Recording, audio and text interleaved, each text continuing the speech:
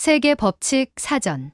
지은이, 송하론, 문, 편애니, 창작 더하기. 1. 깨진 유리창 법칙. 미국의 범죄학자 제임스 윌슨과 조지 켈링이 만든 이론이다. 깨진 유리창을 방치하면 그 중심으로 범죄가 퍼져 결국 지역 전체가 범죄의 소굴이 된다는 뜻이다. 윌슨과 켈링이 1969년에 실험을 했다. 두 대의 중고차 중 한 대는 뉴욕주의 브롱스, 다른 한 대는 캘리포니아주 펠로엘토에 차를 주차했다. 범죄를 유혹하듯 두 대 모두 보닛을 살짝 열어두었다. 그러자 브롱스에 주차한 차는 10분 만에 배터리와 라디에이터를 강도당했다.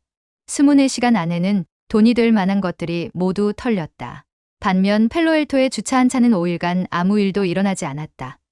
그래서 연구자가 망치로 차 유리창을 깼는데 지나가던 사람들이 너도 나도 같이 차를 부수기 시작했다는 것이다. 이 심리는 학교 폭력이나 쓰레기를 버리는 심리와 관련지을 수 있다. 예를 들어 학생 한 명이 누군가를 재미로 괴롭히면 너도 나도 괴롭힌다. 또 쓰레기를 버리는 장소가 아닌데 누군가가 쓰레기를 버리면 너도 나도 버리는 것이다. 곧 이 실험은 사회의 무질서에 관한 내용으로 어떤 문제 하나가 발생할 시 이를 방치하면 더 큰 문제로 확대된다는 뜻이다. 이 이론을 적용한 사례가 뉴욕시이다. 뉴욕시는 흉악범죄로 골머리를 알아 먼저 지하철 치안부터 신경 쓰기로 했다. 지하철에 있는 그라피티를 모두 지우기로 했는데 무려 5년이라는 세월이 걸렸다. 그리고 지하철 중범죄율이 얼마나 줄어들었는지 알아봤는데 놀라운 결과가 나왔다. 무려 75%나 중범죄 사건이 줄어들었다. 이 말은 다른 의미로 인간에게 있어서 환경이 얼마나 중요한지도 알 수 있는 대목이다. 교사나 학교가 학교 폭력을 신경 쓰지 않는 환경이 만들어지면 계속해서 폭력을 당하는 아이가 발생한다. 아무데나 쓰레기를 버리는 환경에 처해 있다면 사람들은 누구나 쓰레기를 버린다. 그런데 쓰레기를 무단 투기하는 장소에 화분을 만들면 사람들은 더는 투기하지 않는다. 환경이 바뀌었기 때문이다. 실제로 있었던 실험 중 하나이다. 깨진 유리창 법칙은 어떻게 해서 사회가 무질서의 질을 보여줌과 동시 환경이 인간을 어떻게 변화시키는가를 알려주는 이론이다. 2. 머레이비언 법칙. 1971년 미국의 심리학자인 앨버트 머레이비언 교수가 그의 저서 침묵의 메시지에서 주장한 법칙이다. 사람 간의 의사소통에서 말의 내용보다는 표정과 태도, 목소리처럼 비언어적 요소가 더 중요하다는 것이 법칙의 핵심이다. 교수는 첫 번째 실험에서 메시지를 전달할 때 말의 내용과 목소리가 차지하는 비중을 조사했다. 실험 결과 말 자체의 내용보다는 목소리가 더 중요하다는 것을 확인했다. 두 번째 실험에서는 표정과 음색을 조사했다. 말로는 문제없다라고 하지만 상대방이 불편한 표정을 짓는다거나 눈을 피한다면 둘 사이에는 문제가 있다라는 것을 확인했다.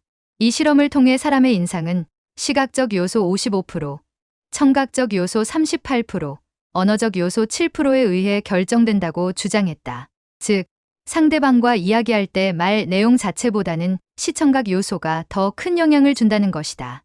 이 법칙이 적용되는 사례는 실생활에서도 많이 볼 수 있다. 면접이나 소개팅처럼 누군가를 처음 만날 때 외모를 단정하게 가꾼다거나 걷거나 앉는 자세와 목소리를 교정하는 이유가 바로 여기에 있다. 사람의 첫인상은 3초 안에 결정된다고 하는데 이 부분 역시 머레이비언 법칙에 해당한다. 누군가를 처음 만났을 때 가장 즉각적으로 반응하는 시각이 작용해서 판단을 내리기까지 대략 3초 정도 걸리기 때문이다. 꼭 첫 만남이 아니더라도 일상 대화에서 비언어적 요소를 통해 상대의 진위를 알아차릴 수 있는 것도 바로 이 법칙 덕분이다. 설거지하다가 유리잔을 깨트렸을 때 엄마가 잘했어, 아들이라고 했다면 이를 칭찬으로 받아들여 엄마 한 번 더 시도해 볼게 라고 말하지는 않을 것이다. 프레젠테이션 할 때도 비언어적 요소를 살리면 더 극적인 효과를 거둘 수 있다.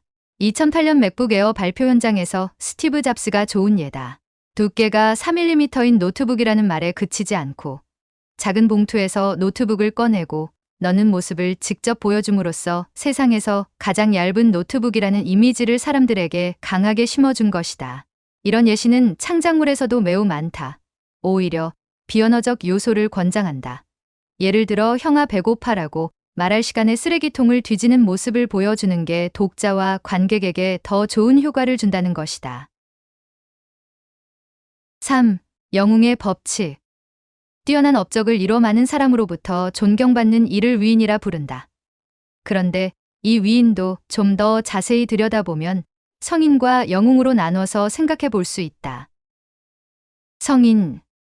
깨달음을 삶 속에서 실천하는 수준이 평범함을 뛰어넘은 신의 경지에 오른 사람을 말한다. 예수, 석가처럼 종교 창시자들을 들 수 있다. 영웅. 성인처럼 신의 경지에 오른 사람은 아니지만 인류를 위해 또는 국가를 위해 훌륭한 일을 한 사람을 영웅이라고도 부른다. 보통 사람들이 가지고 있는 기쁨, 슬픔, 분노, 두려움 등의 오욕치를 극대화해 보여주는 이들이다. 용기의 대표적인 인물은 이순신, 야망의 대표적인 인물은 나폴레옹, 광기의 극대화는 히틀러를 들 수 있다. 히틀러는 현재 영웅이라 부를 수 없지만 당시 나치에게는 영웅이었다. 그렇다면 영웅은 어떻게 탄생하는 걸까? 크게 3단계로 나눌 수 있다. 1. 어려운 환경을 이겨내고 성장하라. 우리가 영웅이라고 부르는 사람들을 살펴보면 하나같이 어려운 환경을 극복했다. 환경을 탓하기보다는 장애물과 관문을 하나하나 넘어 결국 원하는 것을 달성했다. 여기서 우리가 알아야 할 것은 꼭 흙수저만이 어려운 환경을 극복했다고 생각해서는 안 된다. 금수저도 그들이 견뎌내야 할 어려운 환경이 있다. 이것을 극복하고 이겨냈기 때문에 영웅이 되는 것이다. 이 한 분야에 미친 듯 몰입해서 뛰어난 결과물을 만들어라. 영웅이라면 반드시 어떤 분야에서 뛰어난 결과물을 만들어낸다. 과거라면 을지문덕이나 이순신 장군처럼 승리라는 결과물로 영웅이 되고, 스포츠 선수라면 금메달이라는 결과물로 영웅이 된다. 이것은 모든 분야에 적용할 수 있다. 꼭 나라를 구하고 대중적으로 환영을 받는 사람만이 영웅이 되는 것이 아니라 어떤 분야에서 뛰어난 결과물을 만들어냈다면 그 사람도 영웅인 것이다. 따라서 우리도 영웅이 될 수 있다는 생각으로 내가 있는 분야에서 전문성을 발휘해 보자. 3. 성공을 거둬 사람들에게 칭송받던지 비참하면서도 갑작스러운 끝을 맞이하라. 영웅은 대중적으로 칭송을 받는다. 어느 분야에 종사하고 있다면 그 분야의 종사자들이 박수와 갈채를 보낸다. 이것이 바로 해피엔딩인 영웅이다. 하지만 우리가 알고 있는 영웅들이 모두 해피엔딩을 맞이하는 것은 아니다. 대표적으로 이순신 장군이 그렇고, 목숨을 걸고 조국을 수호한 잔 다르크가 종교 재판으로 화형을 당한 것도 그렇다. 많은 창작물에서 주인공이 새드엔딩을 맞이하는 것은 실제로 영웅들이 그러한 삶을 살았기 때문이다. 이런 이들의 삶은 사람들에게 각인되어 더욱 잊히지 않는다.